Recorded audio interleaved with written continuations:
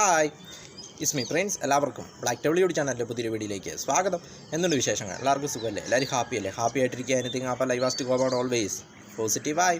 അപ്പം നമ്മളിന്ന് നോക്കുന്നത് തങ്കമണി മൈ തോട്ട്സ്, തങ്കമണി മൂവിയെക്കുറിച്ചുള്ള എൻ്റെ ചിന്തകൾ. അപ്പോൾ അതിനെക്കുറിച്ചാണ് നമ്മൾ നോക്കുന്നത്.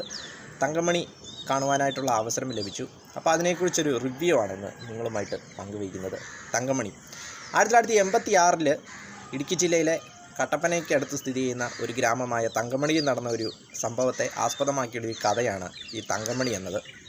First of all director Ratheesh രഘുനന്ദനെ കുറിച്ച് പറയുമ്പോൾ അദ്ദേഹത്തിൻ്റെ രണ്ടാമത്തെ സിനിമയാണ് തങ്കമണി. ആദ്യത്തെ സിനിമ ഉടലായിരുന്നു. ഉടലിലൂടെ അദ്ദേഹം നമ്മളെ ഞെട്ടിച്ചതാണ്. വീണ്ടും ഇതാ തങ്കമണിയിലൂടെ വീണ്ടും അദ്ദേഹം നമ്മളെ ഞെട്ടിച്ചിരിക്കുന്നു. കാരണം ഇങ്ങനെയുള്ളൊരു റിയലായിട്ട് നടന്നൊരു സംഭവത്തെ ആരും അങ്ങനെ ഈ ഒരു സ്റ്റോറി ആരും അങ്ങനെ സിനിമയാക്കാൻ ധൈര്യപ്പെടില്ല. അത്തരത്തിലുള്ളൊരു കഥയാണിത്. അപ്പോൾ അത് എടുക്കാൻ കാണിച്ച ആ ഒരു ധൈര്യമെന്ന് പറയുന്നത് വളരെ വലുതാണ്. ആ ഒരു കാര്യത്തിൽ സംവിധായകന് ഒരു വലിയ സല്യൂട്ട്. രതീഷ് രഘുനന്ദന്. ഇതിലെ ഹീറോ ജനപ്രിയ നായകൻ ദിലീപിനെ കുറിച്ച് പറയുമ്പോൾ നമ്മളെ ഒരുപാട് പൊട്ടിച്ചിരിപ്പിച്ച സിനിമകളും കഥാപാത്രങ്ങളും ചെയ്തൊരു വ്യക്തിയാണ് അദ്ദേഹം. പ്രത്യേകിച്ച് നമ്മുടെയൊക്കെ ചൈൽഡ്ഹുഡൊക്കെ വളരെ മനോഹരമാക്കിയതിൽ ഇദ്ദേഹത്തിൻ്റെ സിനിമകൾ വഹിച്ച പങ്ക് വളരെ വലുതാണ്. ഇപ്പോഴും കൂടുതൽ റിപ്പീറ്റ് അടിച്ച് കാണുന്നത് ഇദ്ദേഹത്തിൻ്റെ തമാശ സിനിമകളാണ്. അങ്ങനെയുള്ളൊരു ഇതിൽ നിന്നും വ്യത്യസ്തമായിട്ട് മലയാളികളെ കുടുകൂടെ പൊട്ടിച്ചിരിപ്പിച്ച ആ ഒരു ജനപ്രിയ നായകൻ്റെ വേറൊരു മുഖമാണ് നമ്മൾ ഈ സിനിമയെ കാണാൻ സാധിക്കുന്നത്. വളരെ നമ്മൾ പൊട്ടിച്ചിരിപ്പിച്ച ആ ഒരു ഇതിൽ നിന്നും പൊട്ടിക്കരയിപ്പിക്കുന്ന രീതിയിലേക്കുള്ളൊരു ട്രാൻസ്ഫോർമേഷൻ, ആ ഒരു രീതിയിലുള്ളൊരു ഇതാണ് ഈ സ്റ്റോറിയിൽ. കാരണം സെൻറ്റിമെൻറ്റ് സീൻസൊക്കെ വളരെയധികം നമ്മളെ ഇൻവോൾവ് ചെയ്യിപ്പിച്ചു എന്ന് പറയാം. വളരെയധികം കണക്ട് ചെയ്യിപ്പിച്ചു. സെക്കൻഡ് ഹാഫൊക്കെ ഒന്നും പറയണ്ട, വളരെയധികം ഫീൽ ചെയ്തു അതൊക്കെ കണ്ടിട്ട്, ആ ഒരു സംഭവങ്ങളൊക്കെ കണ്ടിട്ട്. അപ്പോൾ അദ്ദേഹത്തിൻ്റെ ജോലി അദ്ദേഹം ഭംഗിയായിട്ട് നിർവഹിച്ചു എന്ന് തന്നെ പറയാം. ദിലീപ് ചെയ്യുന്ന ആവേൽ ജോഷുവ മാത്തൻ എന്ന ഒരു കഥാപാത്രം നമ്മളെ വളരെയധികം ഫീൽ ചെയ്യിച്ചു എന്ന് പറയാം. ഒരു സാധാരണക്കാരനായ ഒരു പാവപ്പെട്ട ഒരു ക്യാരക്ടർ, ഒരു ഗ്രാമത്തിലെ ഒരു ക്യാരക്ടർ ദിലീപേട്ടൻ വളരെ മനോഹരമായിട്ട് അദ്ദേഹത്തിൻ്റെ റോൾ അദ്ദേഹം വളരെ മനോഹരമായി ചെയ്തു. ഇതിലെ നായിക നീതാപിള്ളയെക്കുറിച്ച് പറയുമ്പോൾ പാപ്പനിലൂടെ നമ്മളെ ഞെട്ടിച്ചതാണ്. കാരണം വളരെ ബോൾഡായിട്ടൊരു ക്യാരക്ടർ, വളരെ ബോൾഡായിട്ട് തന്നെ ചെയ്ത, അതിന് നേരെ ഓപ്പോസിറ്റാണ് ഇതിൽ ഒരു സാധാരണ ഒരു ഗ്രാമത്തിലെ ഒരു പാവപ്പെട്ട വീട്ടിലെ ഒരു പാവം പെൺകുട്ടി. ആ ഒരു ക്യാരക്ടർ വളരെ മനോഹരമായിട്ട് ചെയ്തു.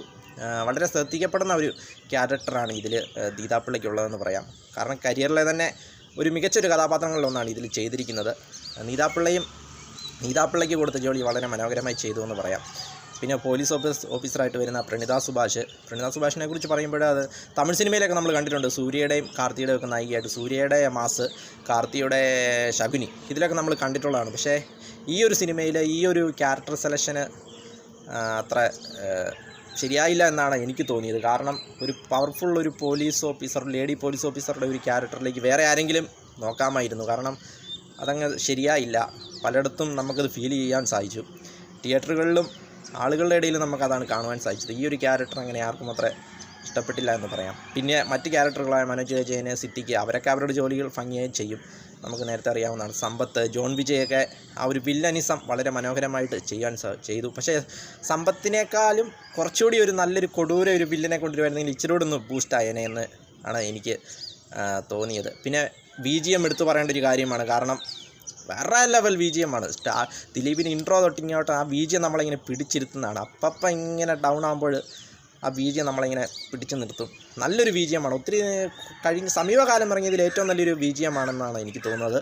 BGM പിന്നെ പാട്ടുകളും കുഴപ്പമില്ല. മെലഡി സോങ്സൊക്കെ. വില്യം ഫ്രാൻസിസ് ആണ് ഇതിൻ്റെ മ്യൂസിക് ഡയറക്ടർ എന്ന് പറയുന്നത്. സിനിമാറ്റോഗ്രാഫി മനോജ് പിള്ളൈ. സിനിമാറ്റോഗ്രാഫിയെക്കുറിച്ച് പറയുമ്പോൾ ഇടുക്കിയുടെ മനോഹാരിത, തങ്കമണിയിൽ ഇടുക്കിയിൽ ബേസ്ഡായിട്ട് നടക്കുന്ന കഥയാണല്ലോ. അപ്പോൾ ഇടുക്കിയുടെ മനോഹാരിത ആ ഒരു 80s കാലഘട്ടത്തിൽ വളരെ മനോഹരമായിട്ട് ചെയ്തിട്ടുണ്ട്. വളരെ മനോഹരമായിട്ട് നമ്മളെ ഫീൽ ചെയ്യിച്ചു. ആ മനോഹാരിത, പ്രകൃതി ഭംഗിയും നേച്ചർ ബ്യൂട്ടിയൊക്കെ വളരെ മനോഹരമായിട്ട് എടുത്തിട്ടുണ്ട്. പിന്നെ നൈറ്റ് സീനുകളും അതും നല്ല രീതിയിൽ എടുത്തിട്ടുണ്ട്. സെക്കൻഡ് ഹാഫൊക്കെ കൂടുതലും നൈറ്റ് സീൻസൊക്കെ വരുന്നുള്ളത് കൊണ്ട് അതും വളരെ മനോഹരമായിട്ട്, പ്രത്യേകിച്ച് ആ ഫ്ലാഷ് ബാക്ക് സീൻസൊക്കെ മനോഹരമായിട്ട് എടുത്തിട്ടുണ്ടെന്ന് പറയാം. തങ്കമണി ഇതിൻ്റെ കഥ ഇതെന്ന് പറയുന്നത് തങ്കമണിയിൽ നടന്ന ആ ഒരു യഥാർത്ഥ ഇൻസിഡൻറ്റിനെ നായകൻ്റെ ജീവിതവുമായി കണക്റ്റ് ചെയ്യിച്ചുകൊണ്ട് നടത്തുന്ന, അല്ലെങ്കിൽ ആ ഒരു സംഭവം നായകൻ്റെ കുടുംബത്തെ ബാധിക്കുന്നു, അതിനെതിരെ നായകൻ റിവെഞ്ച് ചെയ്യുന്ന ഒരു റിവെഞ്ച് സ്റ്റോറിയാണ് ഇതിൻ്റെ വൺലൈൻ എന്ന് പറയുന്നത്. അതായത് ആ ഒരു സംഭവം ആബേൽ ജോഷുവ മാത്തൂൻ എന്ന ആ ചെറുപ്പക്കാരൻ്റെ ജീവിതത്തിൽ ഉണ്ടാകുന്ന ആ ഒരു സംഭവങ്ങളും പിന്നീട് അതിന് കാരണക്കാരാരൊക്കെയാണോ അവരെ കണ്ടെത്തി ശിക്ഷിക്കുന്നതുമാണ് ഈ ഒരു കഥയെന്ന് പറയുന്നത്. പിന്നെ എടുത്തു പറയേണ്ടത് ആ തങ്കമണി ഇൻസിഡൻറ്റ്. തുടങ്ങുമ്പോൾ തൊട്ടേ ഇങ്ങനെ ആലോചിച്ചിരിക്കുന്നത് എപ്പോഴായിരിക്കും അത് കാണിക്കുക എന്നത്. First of all first half എന്ന് പറയുന്നത് വളരെ ഒരു സ്ലോ ആയിട്ടിങ്ങനെ, അതായത് ആ ഒരു കഥാപശ്ചാത്തലം അല്ലെങ്കിൽ ആ ഒരു ഗ്രാമത്തെക്കുറിച്ച് പറയുന്നത് കൊണ്ടാവാം ഫസ്റ്റ് ഹാഫ് ഇങ്ങനെ വളരെ സ്ലോ ആയിട്ട് തോന്നി. ഇങ്ങനെ പഴയ എഴഞ്ഞെഴിഞ്ഞെഴിഞ്ഞിങ്ങനെ പോയി ഇൻ്റർവെല്ലിനോട് അടുക്കുമ്പോൾ തങ്കമണി ഇൻസിഡൻറ്റ് കാണിക്കുന്നു. പക്ഷേ ഇൻ്റർവെല്ലിന് ശേഷം പടം വേറെ ലെവലാണ്. പ്രത്യേകിച്ച് ആ തങ്കമണി ഇൻസിഡൻറ്റ് കാണിക്കുന്ന കുറച്ച് നേരം അത് നമ്മളിങ്ങനെ നമ്മുടെ കണ്ണിൽ നിന്നും വെള്ളം വരും, അല്ലെങ്കിൽ കണ്ണീരണിയിക്കും എന്ന കാര്യത്തിൽ യാതൊരു സംശയമില്ല. അത് വളരെയധികം എല്ലാവർക്കും വളരെയധികം ഇമോഷണലാകും. കാരണം അങ്ങനെയൊരു സംഭവം നമ്മുടെ നാട്ടിൽ നടന്നതാണല്ലോ എന്ന്. അത് കണ്ടു തീർന്നു കഴിഞ്ഞപ്പോഴും മനസ്സിൽ ഓടിക്കൊണ്ടിരിക്കുന്ന ആ ഒരു ഇൻസിഡൻ്റാണ്. അപ്പോഴും ഇങ്ങനെ മനസ്സിലോടിയത് എന്താണെന്ന് വെച്ചാൽ, ഇത് കാണുമ്പോൾ നമുക്കുണ്ടാകുന്നൊരു ഫീല്, അതോടൊപ്പം അത് ബാധിക്കപ്പെട്ടവരുടെ, അല്ലെങ്കിൽ ഇന്ന് കട്ടപ്പനയിലും തങ്കമണിയിലുമൊക്കെയുള്ള ഇതിൻ്റെ അടുത്ത ജനറേഷനോ അല്ലെങ്കിൽ ഇപ്പോൾ ജീവിച്ചിരിക്കുന്ന ആൾക്കാരൊക്കെ ഇത് കാണുമ്പോൾ അന്നത്തെ ആ ഒരു കാലഘട്ടം അവർക്ക് ഓർമ്മ വരികയും അവരെ അത് എത്രയധികം ഫീൽ ചെയ്യിക്കുമെന്നും എൻ്റെ മനസ്സിലുള്ളത് പ്രത്യേകം കടന്നുപോയി. വളരെ ക്രൂരതയാണ് ആ ഒരു സംഭവം. കുറച്ച് നേരമേ അത് കാണിക്കുന്നുള്ളൂ സിനിമയിൽ, പക്ഷേ ആ ഒരു സംഭവം വളരെ ക്രൂരമായിട്ട് ആണത് ചെയ്തിരിക്കുന്നത്. അപ്പോഴത് സിനിമയിൽ ഇങ്ങനെയാണെങ്കിൽ യഥാർത്ഥത്തിൽ നടന്നത് എന്തായിരിക്കുമെന്ന് ആലോചിച്ച് നോക്കിയപ്പോൾ വളരെയധികം വിഷമമായിപ്പോയി. ദ റിയൽ ഇൻസിഡൻറ്റ് 1986 ഒക്ടോബർ 21 നടന്ന ഒരു ബസ് യാത്രയെ തുടർന്നുണ്ടായ ഒരു സംഭവം. അതിൻ്റേതായ രീതിയിൽ സംവിധായകൻ നായകൻ്റെ ആ ഒരു കുടുംബം അല്ലെങ്കിൽ ആ ഒരു രീതിയിലൂടെ വളരെയധികം മനോഹരമായിട്ട് ആ ഇൻസിഡൻറ്റ് എടുത്തു വെച്ചിട്ടുണ്ട്. അത് സത്യത്തിൽ വളരെയധികം അഭിനന്ദനാർഹമാണെന്ന് പറയാം. ആ ഒരു സംഭവത്തിൻ്റെ ഒട്ടും ചോർന്നു പോകാതെ അല്ലെങ്കിൽ കുറയാതെ തന്നെ ആ ഒരു രീതിയിൽ ആ ഒരു ഇൻസിഡൻറ്റിനെ എടുത്ത് കാണിച്ചു. ഇതിൻ്റെ എങ്ങനെ പറയുന്നത്, പകുതി റിയൽ ഇൻസിഡൻറ്റും പകുതി പിന്നെ സിനിമാറ്റിക്കുമാണ്. റിവെഞ്ചൊക്കെ സിനിമാറ്റിക്കാണ്. പിന്നെയുള്ളത് റിയൽ ഇൻസിഡൻറ്റ് ആ നടന്ന സംഭവത്തെ ദിലീപിൻ്റെ ക്യാരക്ടറുമായിട്ട് കണക്ട് ചെയ്തുകൊണ്ടാണ് ഈ സിനിമയിൽ കാണിച്ചിരിക്കുന്നത്. അപ്പോൾ ആ ഒരു 2 കാലഘട്ടമാണ് പറയുന്നത്. അതായത് നായകൻ്റെ ചെറുപ്പ കാലഘട്ടം, പിന്നീട് റിവെഞ്ച് എടുത്തുകൊണ്ട് വർഷങ്ങൾക്ക് ശേഷം അദ്ദേഹം റിവെഞ്ച് എടുക്കാൻ വരുന്നത് അടുത്തൊരു കാലഘട്ടം. അങ്ങനെ 2 കാലഘട്ടത്തിലൂടെയാണ് സിനിമ സഞ്ചരിക്കുന്നത്. 80s കാലഘട്ടവും പിന്നെ അടുത്തത് ഏതാണെന്ന് അത്ര വ്യക്തതയല്ല. ഈ ഒരു കാലഘട്ടം അല്ലെന്നാണ് എനിക്ക് തോന്നുന്നത്. അതിനെക്കുറിച്ചൊന്നും സിനിമയിലൊന്നും പറയുന്നില്ല. കാരണം ഫോൺസൊക്കെ കാണിക്കുമ്പോൾ ലാൻഡ് ഫോണൊക്കെയാണ് കാണിക്കുന്നത്. അപ്പോൾ 2010 ശേഷമല്ല, അതിന് മുമ്പുള്ള കാലഘട്ടമാണെന്നാണ് എനിക്ക് തോന്നുന്നത്. അതിനെക്കുറിച്ചൊന്നും സിനിമയിൽ വ്യക്തതയില്ല.